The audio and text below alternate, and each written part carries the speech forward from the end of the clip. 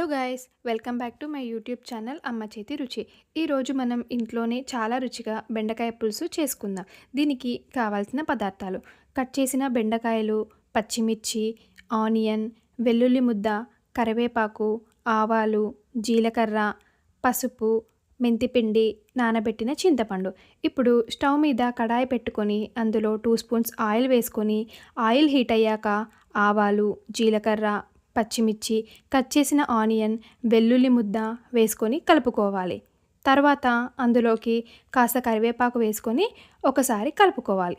తర్వాత చిటికెడు మెంతిపిండి, పసుపు వేసి అన్నీ బాగా వేగేలా కలుపుకోవాలి. ఇందులోకి మనం ముందుగా కట్ చేసి పెట్టుకున్న బెండకాయల్ని వేసుకొని బాగా కలుపుకోవాలి. ఇప్పుడు బెండకాయల్లోని జిగురంతా పోయేలా మధ్య మధ్యలో కలుపుతూ కాస్త ఫ్రై చేసుకోవాలి. బెండకాయలు ఫ్రై అయ్యే టైంలో మూత పెట్టుకోకుండా ఉంటే అందులో జిగురు అంతా త్వరగా పోతుంది. ఇప్పుడు బెండకాయ ముక్కలు కాస్త ఫ్రై అయ్యాక ఇందులోకి మనం ముందుగా నానబెట్టుకున్న చింతపండు రసాన్ని వేసుకొని బాగా కలుపుకోవాలి.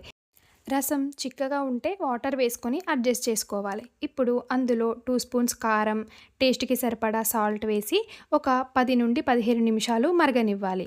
మరుగుతున్న సమయంలోనే 4 నుండి 5 రెమ్మల కరివేపాకు వేసుకొని మంటని లో ఫ్లేమ్లో పెట్టుకొని మూత పెట్టేసి సన్నని మంట పైన మంచిగా మరగనివ్వాలి.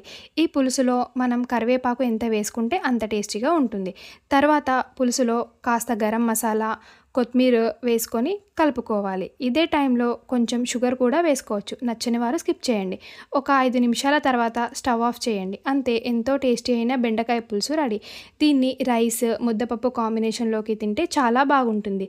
మీరు కూడా ఈ రెసిపీని ట్రై చేసి ఎలా ఉందో కామెంట్స్లో చెప్పండి. Thank you for watching. Subscribe to అమ్మ చేతి రుచి.